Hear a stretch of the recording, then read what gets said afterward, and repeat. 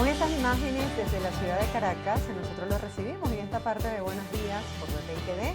Son las 8:31 de la mañana, estamos en vivo y vamos a hablar de un tema que nos interesa a todos los padres. Los investigadores han encontrado que el 87% de los niños menores de 1 año tienen lo que llaman rabietas o pataletas, como le conocemos en nuestros países, y dicen que eso es normal. Pero ¿cuándo deja de ser una conducta normal para convertirse en un problema? De eso estaremos hablando con Zulmari Morgado.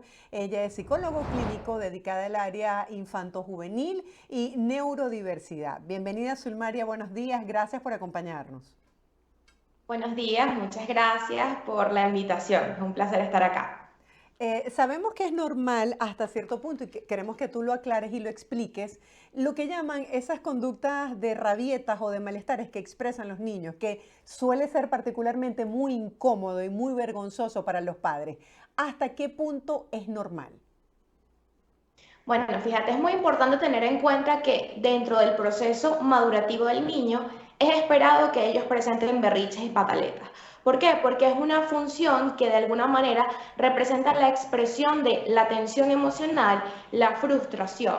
Porque digamos que los niños no cuentan con los recursos emocionales ni desde el punto de vista de la madurez cerebral para poder expresar eso que sienten. Entonces expreso de forma deliberada esa tensión o esa incomodidad a través del llanto. Pero empieza a complejizarse cuando el niño obtiene de alguna manera como que no comprende que existen otras formas adaptativas de expresar lo que siento. Porque en esto implica el tema del acompañamiento que yo pueda hacer con este niño. A ver, ¿qué le estoy diciendo yo cuando tengo a mi niño o a mi niña desregulado? ¿De qué manera lo estoy acompañando para hacerle entender lo que está pasando? Por eso hay una formulita básica para poder trabajar en relación a la interpretación de las situaciones que tiene que ver con contextualizar. A ver, el niño tiene que entender el para qué él se está o por qué se está sintiendo de esa manera. Ah, te estás sintiendo molesto porque mamá dijo que no habían más pantallas. Estás sintiéndote triste porque nos tenemos que ir del centro comercial. Entonces, en función de eso, identifico una emoción y le doy un contexto.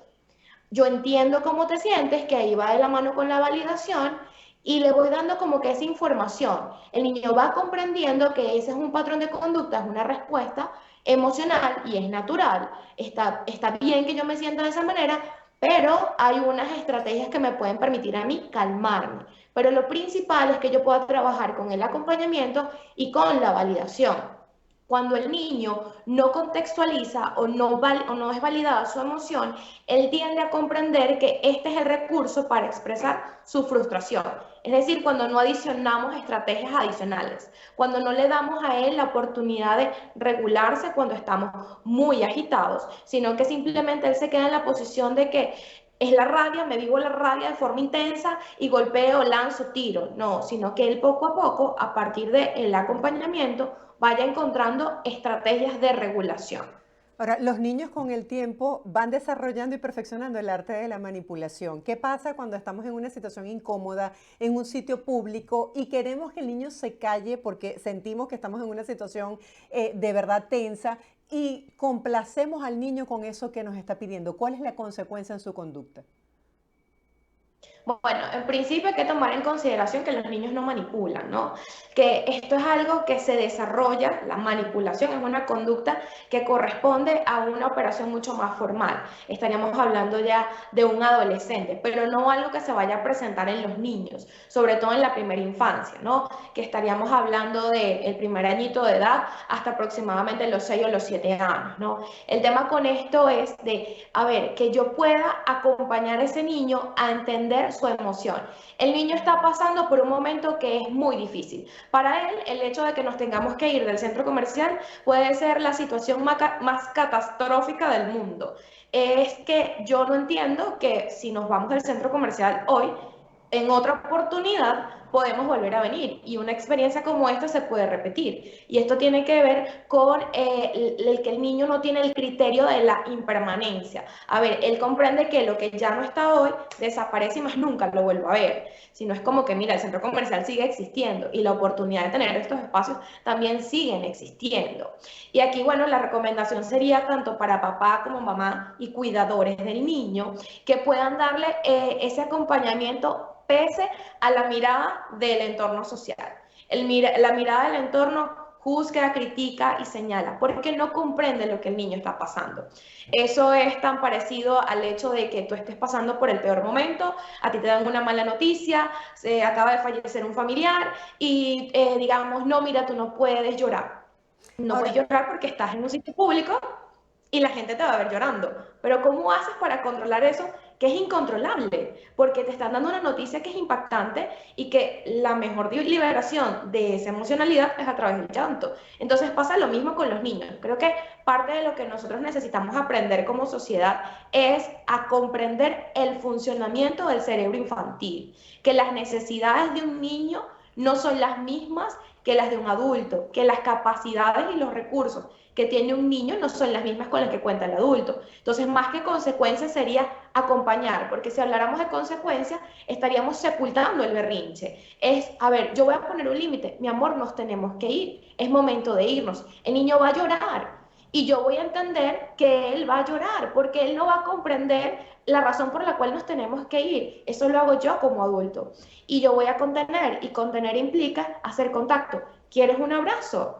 Y también emplear el recurso de que mientras menos expresión verbal tenga, mucho más espacio tengo para poder abordarlo. Porque cuando yo sobrecargo de estimulación verbal, como, pero cálmate, pero tranquilo, pero vamos para la casa, pero entonces no te pongas de esa manera, el niño se aturde. Es como que tú estés molesta y yo te diga, mira, no te molestes por eso, cálmate, respira, eso no funciona. Lo que hace es que nosotros nos molestemos más. Entonces es como un recurso que es bastante viable, que podemos emplear para comprender mucho mejor a los niños, que es esas conductas que yo no tengo con otro adulto, tampoco debo tenerlas con un niño. Lo que pasa es que a veces está como que esa posición de superioridad ante el niño, porque bueno, yo como adulto tengo que decirle a él qué hacer y qué no puede hacer. Pero recuerda que hay muchos comportamientos que se escapan de sus capacidades de regulación, porque hay un elemento de desarrollo madurativo. ahora, ¿cómo entender las necesidades del niño y al mismo tiempo establecer una relación donde el padre de alguna manera tenga la autoridad? Porque hemos visto en el caso de adolescentes ya jóvenes que en diferentes escenarios, en un aeropuerto, en el vehículo de sus padres, asumen actitudes violentas cuando, por ejemplo, la mamá les pide que le devuelvan el teléfono celular o la tablet. Bueno, en esto va de la mano que hay una línea delgada entre la crianza permisiva, la crianza autoritaria y la asertiva. La asertiva es la que está relacionada con establecer límites de una forma adecuada, desde el comprender la emocionalidad del otro, pero hey, yo también tengo emociones, como papá, como mamá o como cuidador. Entonces yo me siento en este momento molesta por cómo tú me estás hablando. No me gusta cómo me estás hablando. Porque entonces muchas veces se tiende a normalizar este patrón de conducta en que, bueno, ¿qué te pasa? O que utilizan expresiones que no van de la mano de la línea del respeto. Ah, pero entonces también me tengo que revisar acá y decir, ¿cómo yo le estoy hablando? Porque sin querer hay muchos comportamientos que vienen asociados al cómo yo me relaciono con ese niño, con ese adolescente. Porque yo le digo, me das el teléfono, tienes 3 minutos y cuento, dos y ya, listo. ¿Y cómo le estoy hablando? ¿De qué forma yo le estoy pidiendo? ¿Estoy siendo respetuoso? No, porque es que es mi hijo y yo lo trato como yo quiera. No, un respeto que va de ida y va de vuelta. A ver, esto que yo quiero o yo espero de mi niño, de mi adolescente, yo también se lo tengo que modelar. Yo soy el ejemplo de él. A cómo me relaciono incluso yo con mi pareja. Que ve mi hijo, mi hija, de cómo es nuestro trato cuando nos vamos a pedir cosas o cuando nos tenemos que disculpar. No nos gritamos, nosotros nos gritamos. Es habitual que nos gritemos cuando no nos escuchamos. Entonces es esto, poner de manifiesto mi propia emoción y mantener como una estructura, a ver, cómo nos relacionamos y cómo pedimos las cosas. Yo utilizo una consigna con mis niñitos cuando ellos arrebatan las cosas y yo, oh, ¿cómo pedimos las cosas?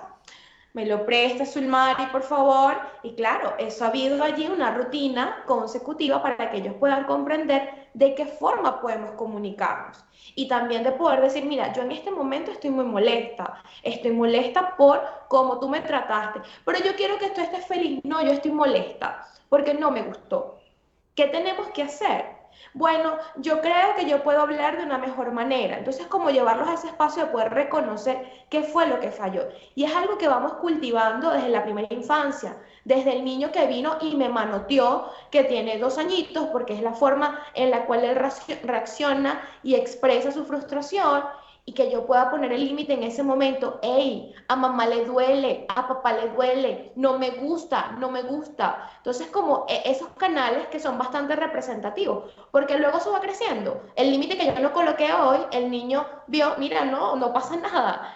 Yo puedo hablar de esa manera, o yo puedo arrebatar, y yo puedo lanzar, y no hay consecuencia. La consecuencia es de que yo pueda expresar que esa es una conducta que es inadecuada y que además haga visible el cómo yo me siento.